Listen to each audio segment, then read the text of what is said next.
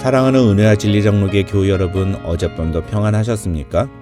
오늘도 우리의 삶을 주관하시는 하나님을 믿음으로 나아갈 때 하나님께서 여러분에게 위로와 은혜를 부어주시는 하루가 되시기를 주님의 이름으로 축원합니다.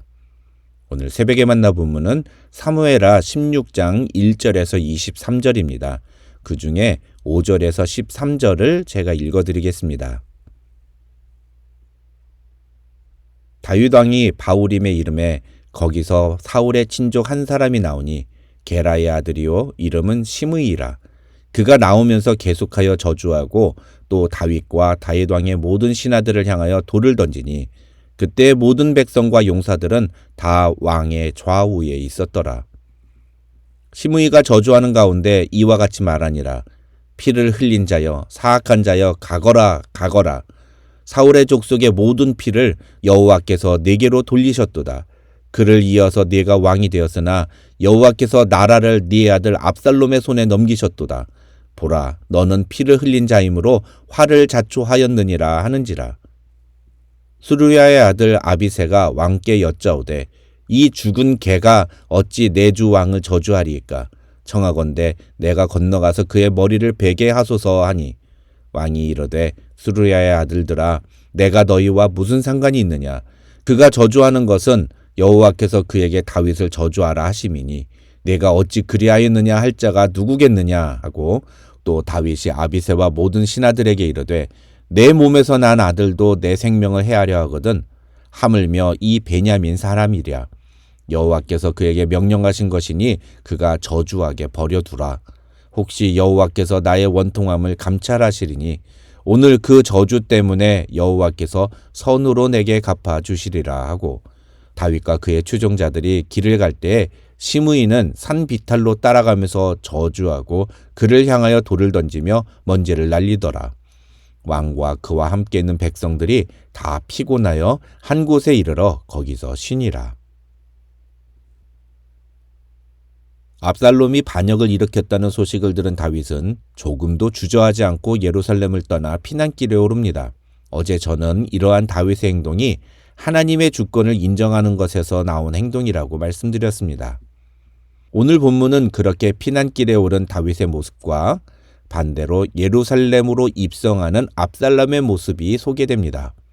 사무엘서의 저자는 이렇게 어제와 오늘 본문에서 의도적으로 다윗과 압살롬의 모습을 비교합니다. 그렇다면 오늘 본문에서 사무엘서의 저자는 다윗과 압살롬의 어떤 모습을 비교하고 있을까요? 그것은 다윗과 압살롬이 각각 자신과 만난 사람들과 나눈 대화를 통해 제시됩니다. 먼저 오늘 본문에서 다윗이 만난 사람은 두 사람입니다.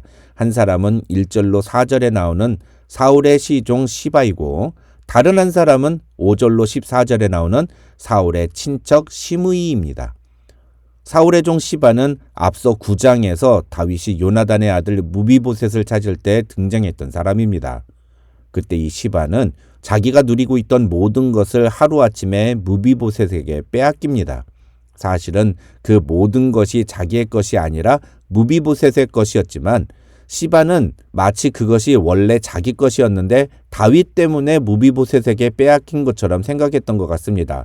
그래서 오늘 본문에서 보면 다윗에게는 호감을 살 만한 행동을 하고, 반대로 무비보셋에 대해서는 거짓말로 이간질을 함으로써 자신이 빼앗겼던 모든 재물들을 다시 다 되찾게 됩니다. 안타까운 사실은 다윗이 시바의 거짓말에 놀아났다는 것입니다. 왜 그랬을까요? 아마도 당시 급하게 피난길에 오르면서 상당히 지쳐 있었던 다윗의 상황과 또 때마침 그때 시바가 먹을 것을 준비하고 나타남으로써 시바에 대한 경계심이 풀어졌기 때문이 아닐까 그렇게 추측해 봅니다. 만약 평상시였다면 당장 무비보셋을 불러다가 진위 여부를 가렸을 텐데 상황이 상황인지라 시바의 뇌물과 거짓말에 그냥 넘어가는 다윗의 모습을 보면서 인간의 판단력이란 것이 얼마나 불확실하고 부정확한 것인지를 다시 한번 생각해 보게 됩니다. 그 다음 다윗은 사울의 친족인 시므이라는 사람과 마주하게 됩니다. 시므이는 피난길에 오른 다윗을 향해 저주를 퍼붓습니다. 시므이가 하는 저주의 말들은 모두 사실이 아닌 오해에 기반한 말들이었기 때문에 다윗의 입장에서는 억울하게 느낄 수도 있는 일이었습니다. 아니나 다를까 그 이야기를 듣고 있던 스루야의 아들 아비새가 다윗 왕에게 제가 가서 시므이의 머리를 베어오겠습니다 라고 이야기합니다. 그러자 다윗은 아비새를 말리면서 시므이를 그냥 두라고 말합니다. 내 몸에서 난 아들도 나를 죽이려고 하는데 하물며 이 베냐민 사람은 오죽하겠느냐면서 저 사람이 절하는 것이 하나님이 허락하신 일이라면 어쩔 수 없는 일이고 만약 그게 아니라 내가 원통한 것을 하나님도 아신다면 하나님께서 나의 원통함을 선으로 갚아주실 것이라고 이야기합니다. 그 다음 16절부터는 압살롬이 예루살렘에 입성하면서 만난 사람들과의 이야기를 살펴보겠습니다. 결론부터 말씀을 드리면 16절부터 23절에 기록된 내용은 1절로 15절에 기록된 내용과 구조가 똑같다고 할 수 있습니다. 쉽게 말하면 다윗이 시바와 만나는 장면과 압살롬이 후세를 만나는 장면은 내용적으로 똑같다는 것입니다. 시바나 후세나 둘 다 다윗과 압살롬을 속이기 위해 거짓말을 하고 있기 때문입니다. 심지어 다윗이나 압살롬 둘 다 시바와 후세의 거짓말에 속아 넘어갑니다. 또 그 다음에 나오는 시므이가 다윗에게 한 말이나 아히도벨이 압살롬에게 한 말은 모두 다 저주에 관한 이야기입니다. 시므이는 말로 다윗을 저주했다면 아히도벨은 교묘하게 압살롬에게 어떤 행동을 하라고 부추김으로써 다윗의 가문을 저주합니다. 그것은 바로 압살롬에게 아버지 다윗이 예루살렘 궁에 남겨둔 10명의 후궁들과 동침하라고 했던 것입니다.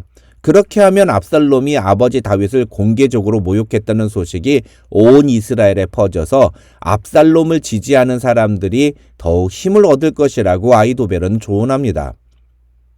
사실 아히도벨은 원래 다윗의 전략가였습니다. 그리고 다윗과는 개인적으로 특별한 관계에 있는 사람입니다. 바로 아히도벨은 밧세바의 할아버지였던 겁니다. 그런데 그런 아히도벨이 왜 압살롬이 반역을 일으키자 압살롬 쪽에 섰을까요? 아마도 아히도벨은 압살롬을 통해서 다윗에게 복수를 하고 싶었던 것 같습니다. 그리고 그 계획을 실천에 옮긴 것이 바로 오늘 본문에 나오는 장면입니다. 레위기 18장을 보면 아버지의 아내의 하체를 범하는 자는 가증한 것이니 이 가증한 모든 일을 행한 자는 그 백성 중에서 끊어지리라고 하나님은 분명히 말씀하셨습니다. 아히도벨은 이런 율법의 저주를 분명히 알았고 그래서 압살롬을 통해서 이 저주가 다윗의 가문에 임하게 하려고 했던 것입니다. 자기의 손녀딸에게 저지른 다윗의 죄악을 다윗의 아들을 통해서 갚으려는 아히도벨의 무서운 계략이 숨어 있었던 것입니다. 그런데 여러분, 바로 이 지점에서 중요한 것이 바로 23절입니다. 23절을 보시면 아히도벨이 베푸는 계략은 사람이 하나님께 물어서 받은 말씀과 같은 것이라는 표현이 나옵니다. 다시 말하면 아히도벨이 내놓은 계략들은 마치 하나님께서 주신 것과 같이 사람들이 여겼다는 것입니다. 그런데 아히도벨의 계략이 진짜 하나님이 주신 계략이었을까요? 아닙니다. 그것은 절대적으로 개인의 복수심에서 비롯된 계략이자 저주였습니다. 그런데 그런 말을 사람들은 하나님이 주신 말씀처럼 여겼다고 성경은 말하고 있는 겁니다. 그에 반해 다윗은 어떻습니까? 시므이가 다윗에게 한 말은 모든 사람들이 듣기에도 저주의 말이었습니다. 그것은 옆에 있는 사람이 듣기조차 민망한 말이었습니다. 그런데 다윗은 그런 시므이의 말을 어떻게 받아들입니까?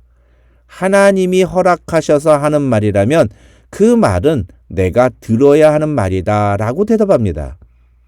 자신을 향한 저주의 말을 들으면서도 하나님의 뜻을 먼저 생각하는 다윗의 모습과 겉으로는 자기를 위해서 하는 말인 것처럼 보이지만 사실은 진짜로 자신을 저주하는 것인 줄도 모르고 그걸 하나님이 주신 계략처럼 여기는 압살롬의 모습은 이 두 사람의 결말이 어떻게 될지를 우리에게 보여주고 있습니다.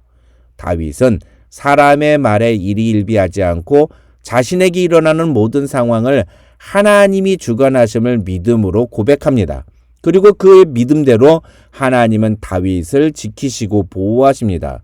그러나 겉으로 보기에는 자신의 왕권을 강화하고 자신을 지지하는 지지자들의 사기를 높이는 것처럼 보였지만 사실은 자신을 멸망하게 만드는 아히도벨의 계략을 마치 하나님이 주신 말씀처럼 여기고 그대로 실행하는 압살롬은 나중에 아히도벨이 아닌 후세의 말에 넘어가서 결정적인 판단 미스를 저지르게 되고 그 결과 반역에 실패하여 죽음에 이르게 됩니다.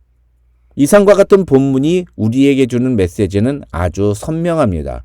우리에게 들리는 여러 가지 말들 속에서 무엇이 진짜 하나님의 말씀이고 무엇이 가짜인지 분별하는 것이 매우 중요하다는 것입니다.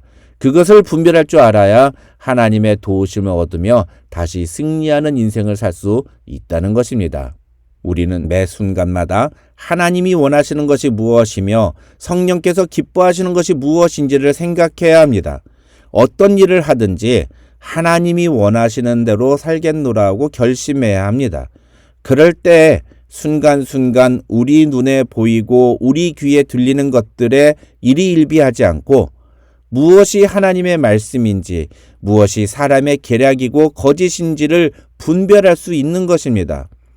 오늘 하루도 무엇이 하나님이 기뻐하시는 뜻인지 분별하며 살아가는 저와 여러분이 되시기를 주님의 이름으로 축원합니다.